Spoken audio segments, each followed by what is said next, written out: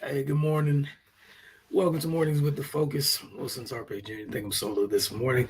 As always, going to get into the NBA playoffs. The Eastern Conference Finals started last night. So we're going to talk a little bit about that. I'm going to address the NBA draft lottery results as well. And then after that, it's up to you guys for what you want to discuss. As you see on the screen, every morning, it's an open discussion. We got a couple talking points. After that, it's up to y'all. And you guys decide how long we're going to be here each and every morning. So again, you're more than welcome to join the show. Definitely want you guys to join the conversation, steer the conversation, if you will. Just hit up the comment section, and we will get that going. I said, let's start with last night's game, one of the Eastern Conference Finals. Out of Miami Heat used a huge third quarter run to change the way the game was going and then seize control of the game as a whole. Um,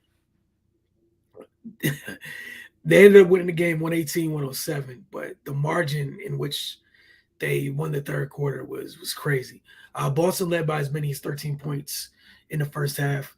They would lead by 8 at the end of the half, at the end of the first half. The Heat opened the third quarter with a 22-2 run. I'm gonna say that again, with a 22-2 run fueled by their defense and Jimmy Butler. Ime Udoka, Boston's head coach, went on to say that, quote, they just came out and imposed their will, end quote. Miami won the third quarter 39-14. Again, they were trailing by 8 at the start of the second half. 39-14 is a margin in which they won the third quarter, right? But they started the third quarter with a 22-2 run. A 22-2 run. Jimmy Butler, outstanding performance last night to open the series, scoring 27 of his 41 points in the second half.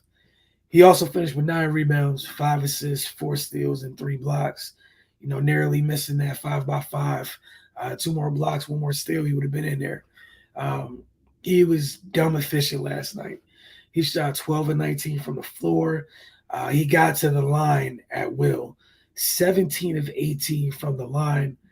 He did not hit a three, which is not too surprising. Jimmy's game is Jimmy's game. This time we've seen him hit threes at times, but it's not really what he's out here for. Tyler Hero and Gabe Vincent added 18 and 17 points respectively in the win. Neither team shot the ball particularly well last night from deep. They did combine for 20 blocks to get an idea of what it looked like. These are two good defensive teams, two very well coached teams. It was fun watching them adjust to each other and feel each other out. Again, it was only game one, but big time performance by Miami. Hell of a response to come out in that third quarter and essentially just take the game. Um, the sentiment from several Boston players were, they won 3 to 4 quarters, but the margin in which they lost the third quarter was a difference. They couldn't get out the proverbial hole or hump or over the hump for that matter. The Celtics were led by Jason Tatum's 29 points. He struggled shooting the ball in the second half. Um, Jalen Brown added 24, while Rob Williams and Peyton Pritchard stepped up. Williams thrust into the starting lineup after Al Horford ended up in health and safety protocols. Marcus Smart did not play. He was nursing an injury. But again, 18 apiece from both of those young players. But look, man, it was a fun game to open the series. It was just one game. Miami goes up 1-0. They did half of what they're supposed to do. This is why they wanted to make sure they had what it goes with being a number one seed in the East. You have home court. And they definitely took advantage of it last night. I know we told you guys, I think we talked about it last night while taping this week's installment, the Focus TV. It's almost like an expedited conference finals, right? It's literally a game every other day. You're not going to have that the swing we had in previous rounds where it was almost like 2 days for travel days essentially in some series. Um, these folks going to be getting after it. So Eastern Conference Finals, they're off today. They're back. They're back up tomorrow. Tonight, however, I know we said it a little bit earlier, is the first game in the Western Conference Finals as Golden State hosts Dallas in what should be another competitive and very fun series. Again, the playoffs they've been great thus far, man. Big time performances. Watching defense matter once again um, is always a great thing as well. I'm gonna go ahead and talk about last night or share last night's draft lottery results. Give me 1 second to pull that up.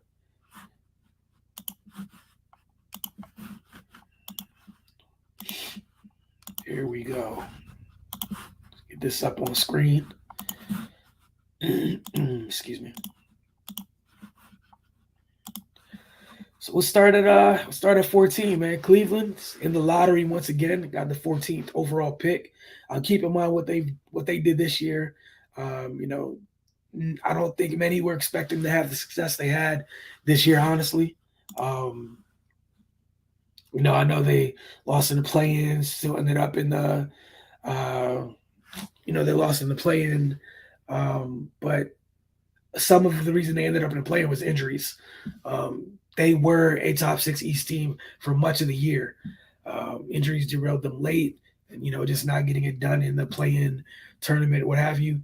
But they get a lottery pick to add to their young group, their young core. I'm excited to see what they can do with it. The Charlotte Hornets, they end up at 13. They ended up in the play-in as well. They definitely want to take the next step, see what they can do here. OKC, shocker, right? That they have 2 picks in the lottery. At some point, I know they have all these picks at some point. I got to start taking steps forward. They're compiling some talent, but more often than not, we've seen them use their assets, put stuff together for a brief stint, and then they're moving assets again. Like it's great in theory to have all these picks. Field a competitive team. Haven't had that since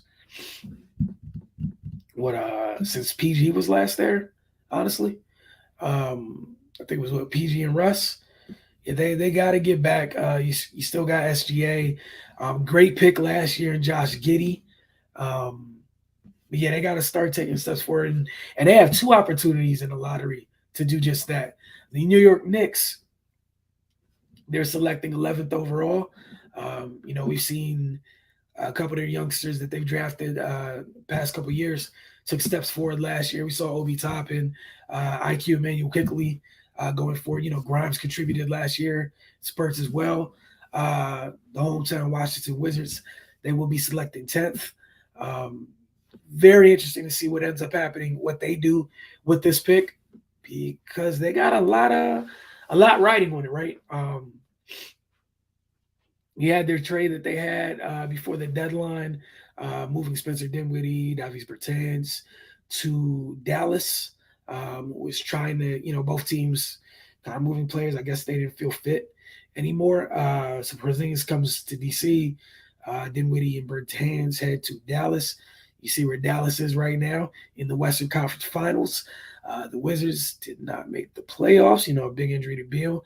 They have to figure out if Beal's going to be here still or not. So this 10th overall pick is huge because you kind of need someone to be here to play,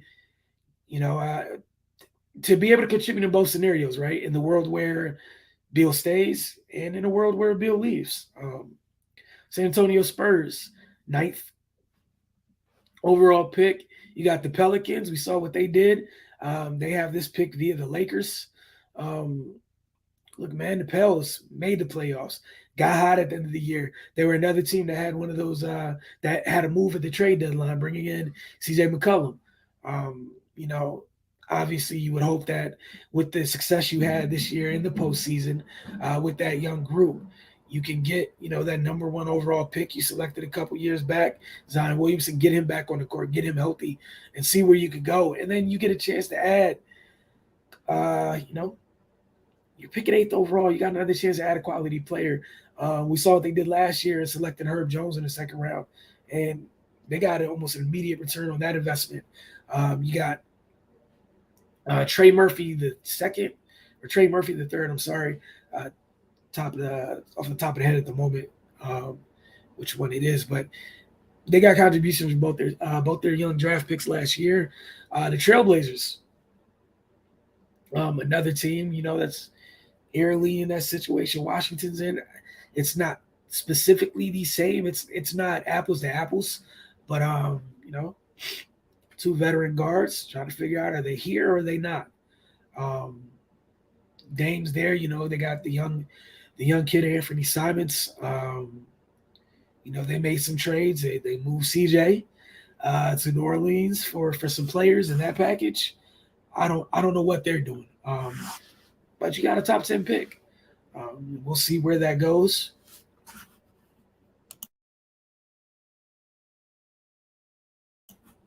Excuse me, congested this morning. I apologize. We got the Indiana Pacers selecting sixth.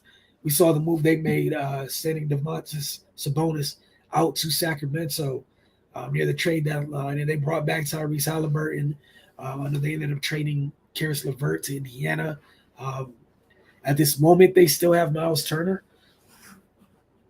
So there's a lot of teams that are in different stages in the lottery, and we don't know who's moving, who's staying, where they're going to go. They also brought over in that trade. They also got Buddy Hield. Be very interesting. Detroit Pistons had last year's number one overall pick, and Cade Cunningham. We saw the type of year that he ended up having once he got his feet underneath him. Looks like they hit on their pick. Safe to say that. They've drafted pretty well the last couple of years. They're putting together a nice little young core there. You got a top 5 pick. Very interested in seeing what Troy Weaver does with this selection because they've hit on their picks recently. Their past couple selections have made the all-rookie teams. You got Sadiq Bey. You see where he's at. Obviously with Cade Cunningham, Isaiah Stewart. They're trending in the right direction. And this is another team where with one of those they have a vet. You don't know if they're going to be part of where they're going right now, or are you going to move them and bring something else in? Do you keep Jeremy Grant? Do you not keep Jeremy Grant? I'm sure there's several teams out there that would like the services of one Jeremy Grant. But the Detroit Pistons, I personally have faith that Troy Weaver, the GM, is going to knock that pick out the park regardless of what the board looks like. You got the Sacramento Kings. They're picking fourth. Just mentioned them in terms of what they've traded for. You got an opportunity to add more talent to this group. You got De'Aaron. You got DeMontis. You still got some vets there. Don't know if you're going to end up moving some of those vets that are there. You took off night last year from Baylor, contributed last year. Obviously, to get DeMontis, you sent some people away. And Tyrese and Buddy. But again, got a top 5 pick, and you need to add talent. The Houston Rockets, right back where they were last year, just one pick later. They selected Jalen Green last year with the second overall pick. This year they picking 3. So they have access to one of the quote-unquote big 3 in this draft. Paolo Banchero, Chet Holmgren, and Jabari Smith. You're getting one of those guys. OKC, told you guys, they're already picked 12, picking 2 here. Again, they get second dibs on who's left. They have first dibs rather on the remaining 2 of that 3, right? They could go anywhere, man. They need the talent, but again, SGA, Josh Giddey, what are you adding to that? What are you adding to it? And it's going to be one of those 3 in Jabari, Paolo, and Chet. Orlando, this is the first time they've had the number 1 overall pick since 2004. when they selected Dwight Howard. Be interested to see what they do. We know where they're trying to go. Part of the reason, this past year was kind of tough. Uh, some of their some of the guys they want to go forward with, some members of their young court, were just injured. Just to be completely honest, we saw Markel come back later in the year. Jonathan Isaac's still out. They took Jalen Suggs last year. I believe it was the top 5 pick. I want to say 3 or 5, but they took Suggs last year. Mo Bamba took a couple steps forward this year. Interested to see what they end up doing under what direction they end up going. What's going on, Kirksey? Appreciate you tuning in. As always, get Pablo or Chet. Pablo or Chet for OKC. They need a low post. I'm just, with OKC is one of those things, man. You take whatever is there, man. They just need talent. They need to continue adding talent to that group. You said Orlando should trade it. Yeah, I don't think Orlando should trade it. I think Orlando might want to think about trading some. They got, excuse me. Orlando has a bunch of guards. I don't know what where they want to go with that, but they got a bunch of young guards. One of the reasons they haven't been pushed into making any decisions because of the injuries they've had. Like even Jalen Suggs had a couple knocks last year, whatnot. I guess you talk about Orlando. Kirksey said they're young and have players at a lot of positions. I mean, they do, but like this is the thing. They have players at a lot of positions, but how many of them, like at this point, certainly like you not pencil them in, but write in bold marker, right? That this is that. I don't know if you can right now. They just got a bunch of young talent. Like even with Isaac, we don't know how he's going to come back, right? If they go they take Banchero. I'm not going to knock it. I wouldn't be mad at it. You take Jabari Smith. I can't knock that at all either. I think both of those guys can play with Bamba, Wendell Carter, etc. But you got to add to it. But if I'm Orlando, only way I'm trading it if somebody pops up and gives me something right now that can make me better. And yeah, like you said, they got a lot of guards, but I'm with you. I think we talked about this on I'll look at some point. They got a stockpile of guards, and honestly, not to knock Jalen Suggs, not to knock Cole Anthony. There's only one of them I feel like that's an actual point guard, and that's Markel. So to me, I think the decision comes between like if it's me, I'd probably see what it looks like for Cole out there because he's a good young player. But of the three, like he's the smallest of the three. Athleticism wise, they're all plus athletes. And we saw when Markel came back last year, like he just brought a sense of calm that they sorely needed because he's a natural facilitator. Brings a lot of things to the table, but he's a natural facilitator, and they need it. And like you said, I wouldn't be mad if I'm going forward with the Suggs Fultz backcourt. I can sleep well at night. You saw Franz Wagner. I thought he was solid last year. He had a really solid rookie year. I think that's a good fit. And right now, I don't know.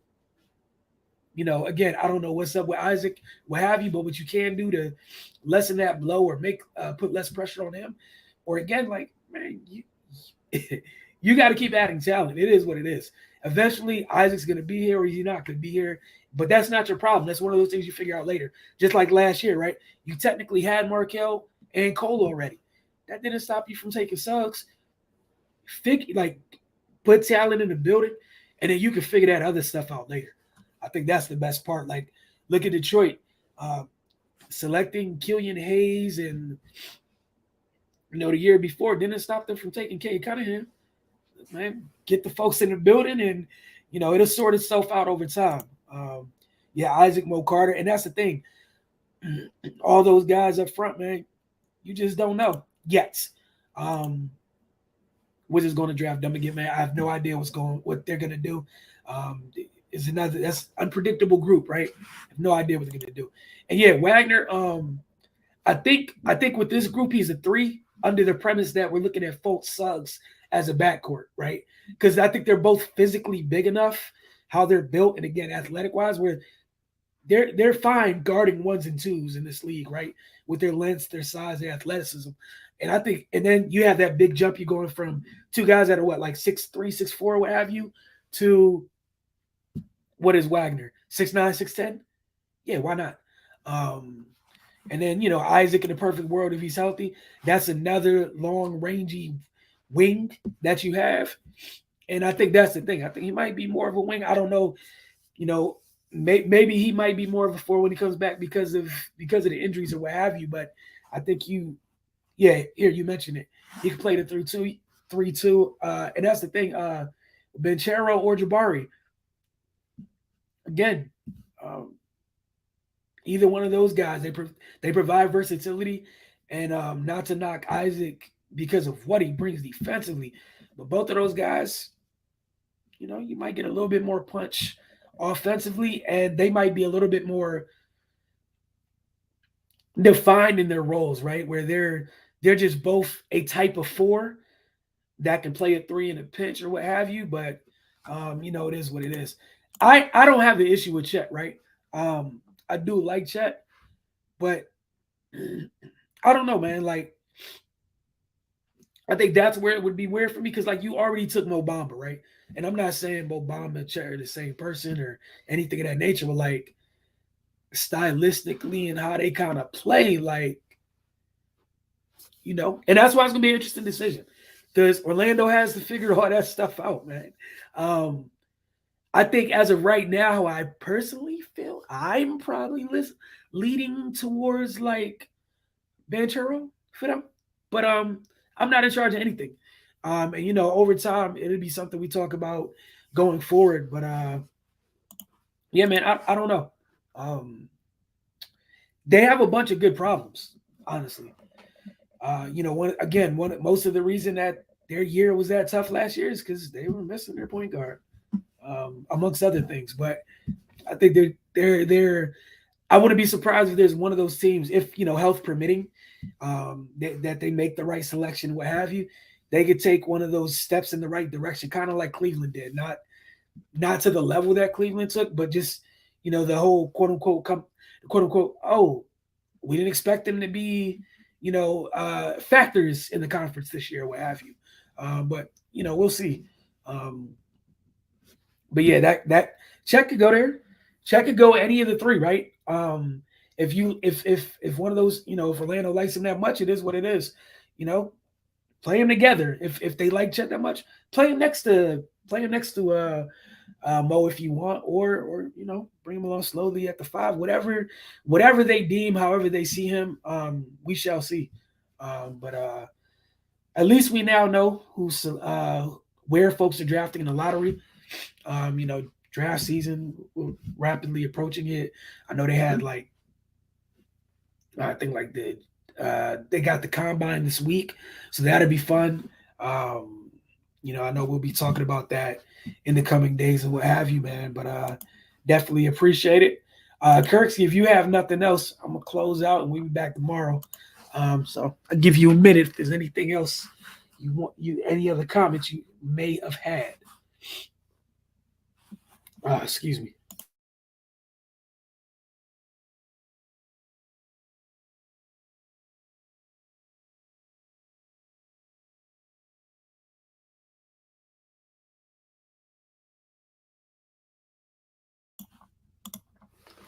All right. Well, nothing else. We'll see y'all tomorrow morning. Again, we'll be talking about the first game in the Western Conference Finals, and obviously whatever you guys would like to talk about. Y'all have a great day. We'll see you guys soon.